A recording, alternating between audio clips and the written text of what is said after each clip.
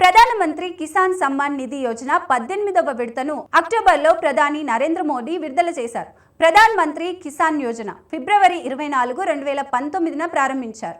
భూమి ఉన్న రైతులకు 3 సమాన వాయిదాలలో సంవత్సరానికి 6,000 అందిస్తుంది. ప్రధాన్ మంత్రి కిసాన్ యోజన కింద 19వ విడత కోసం రైతులు ఇప్పుడు ఎదురు చూస్తున్నారు. ఈ విడత ఫిబ్రవరిలో విడుదల కావచ్చని భావిస్తున్నారు. ప్రధాన్ మంత్రి కిసాన్ యోజన 19వ విడత పొందడానికి రైతులు కిసాన్ రిజిస్ట్రేషన్ పొందడం తప్పనిసరి. కిసాన్ రిజిస్ట్రీ అగ్రి స్టాక్ సహాయంతో జరుగుతుంది. రైతులందరూ తమ కిసాన్ రిజిస్ట్రీని డిసెంబర్ 31 లోపు పూర్తి చేయాలని అభ్యర్థించారు.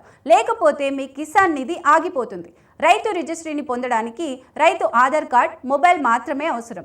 దీనిలో రైతు ఓటీపీ లేదా ఫేస్ ఐడి ద్వారా నమోదు చేస్తారు.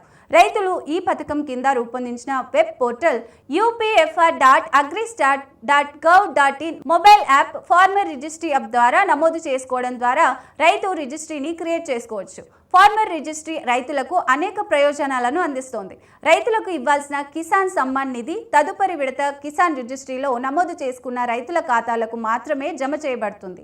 కిసాన్ రిజిస్ట్రీ ద్వారా రైతులు పంటల బీమా ఉపశమనాన్ని పొందుతారు.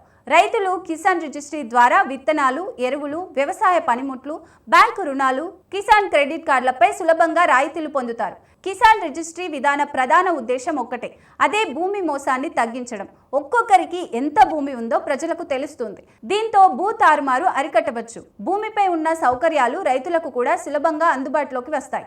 భవిష్యత్తులో రైతులు కిసాన్ రిజిస్ట్రీ ద్వారా మాత్రమే అన్ని సౌకర్యాల ప్రయోజనం పొందుతారు.